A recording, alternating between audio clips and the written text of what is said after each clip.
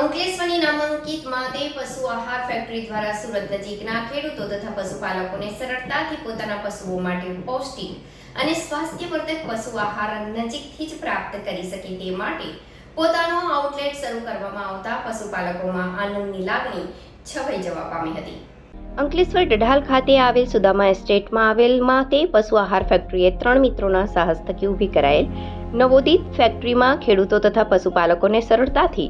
પોતાના પશુઓ માટે પૌષ્ટિક અને સ્વાસ્થ્યવર્ધક પશુ આહાર ખૂબ જ વ્યાજબી ભાવે મળી રહે છે તે ઉદ્દેશ્યથી 3 મિત્રો અશ્વિન પટેલ, કલ્પેશ પટેલ, મનસુખભાઈ રાદડિયાએ આ ઉદ્યોગ સાહસ ઊભું કર્યું હતું।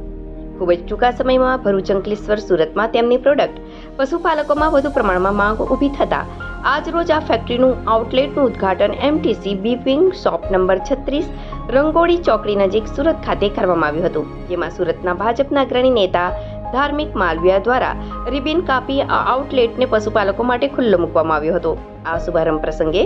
ખાસ આમંત્રિત મહેમાનો, માનવંતા ગ્રાહકો, મિત્ર મંડળ અને પરિવારજનો દ્વારા આ સાહસને વધુ પ્રગતિ મળે તે માટે શુભાશીષ આપ્યા હતા।